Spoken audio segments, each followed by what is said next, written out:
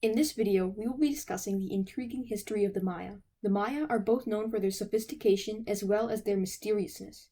First of all, I want to thank you all for helping my channel to reach 200 subscribers. I really appreciate all the support. Due to the complex nature of the Maya civilization, this video will contain two segments. One describing the different time periods of the Maya, and the other about some of the Maya's most prominent city-states. Additionally, I want to apologize in advance this time for any mispronunciations I may do during the video. The first period of the Maya was the pre-classic period. This represented the very beginning of the Maya civilization. Small villages began to coalesce to form the earlier versions of Maya city-states. As the Maya settled into city-states, preliminary indicators of their sophisticated lifestyle began to emerge. Intricate canals and goods were the beginnings of a vast trade network between the Maya cities. Certain types of architecture, such as stele, were found throughout Maya archaeological sites. Some prominent cities during this time were Nakbe, El Mirador, and La Blanca. However, this period came to an end in a mysterious collapse, the cause of which is still debated. Following the pre-classic period, the most famous period of the Maya began, known as the Classic period. This stage was marked by the intricate network of city-states, many of which were highly urbanized and sophisticated.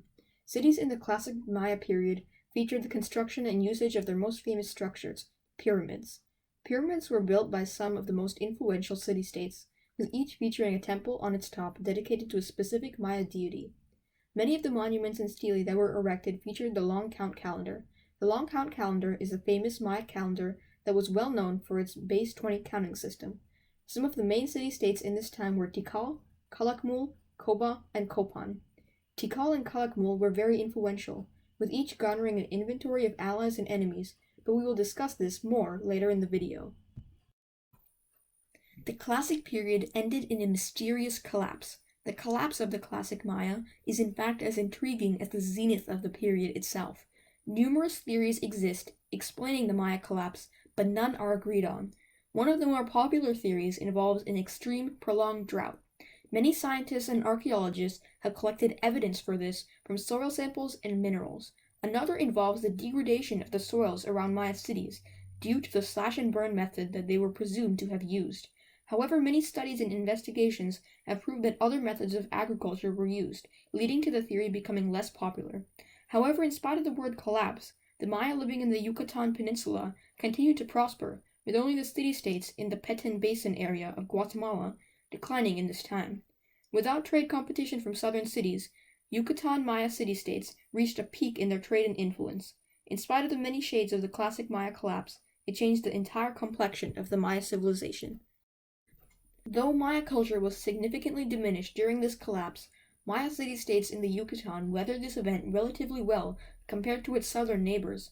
Chichen Itza, as well as its neighbor Uxmal, remained unscathed until at least 2 to 3 centuries later, when they too began to decline. Due to the waning of these historically powerful city-states, the Maya lacked an influential core city. However, during the 13th century CE, the city of Mayapan occupied that role. Mayapan even served as a central city in a union of Maya city-states known as the League of Mayapan. Further south, Maya resistance remained in modern-day Guatemala with the Quiche kingdom. Unlike the city-states of the Maya, the Quiche kingdom was a complete monarchy, complete with an emperor as well as a capital city, which in this case was called Kumarkaj. But these defiant kingdoms and confederations fell too, with Mayapan being abandoned in the middle of the 15th century and the Quiche kingdom falling to the Spanish in 1524. For this segment of the video, I will talk about some of the most influential Maya city-states. First, Tikal. Tikal was one of the most important classic Maya city-states. It is believed to have a population of up to 90,000. It was first settled in the pre-classic period and ascended to power in the early classic, filling the power vacuum left by abandoned pre-classic city-states. It, along with its prominent neighbor and rival, Calakmul, was the center of power during the classic period, influencing many other city-states. It also maintained intriguing relations with the city-state of Teotihuacan in the Valley of Mexico. Teotihuacan once invaded the area and forced one of their own upon the throne of Tikal. However, the city-state slowly shed itself of Teotihuacan's influence. In addition, the two maintained diplomatic relations, with embassies being created between the two. It is only appropriate to mention Tikal's great rival, Calakmul, At its peak, it had about 50,000 people within its walls. Calakmul arose in the pre-classic period and had ties with the city-state of El Mirador. In the classic period, Calakmul would frequently go to war with Tikal. Calakmul is unique in that it was territorial and governed other small city-states in a way similar to vassals. It had a ruling dynasty for a long part of its history, known as the Khan dynasty, which adopted the unique snake emblem. This snake emblem would mark Calakmul's domain. Its wars with Tikal were a defining feature of the classic Maya period, with both sides building a system of allies.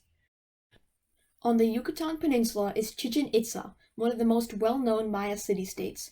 It became a regional power when classic Maya cities around it declined. Its architecture is particularly unique, displaying traits from central Mexico. This has led some to hypothesize that migrants came to Chichen Itza from the Toltec civilization of central Mexico.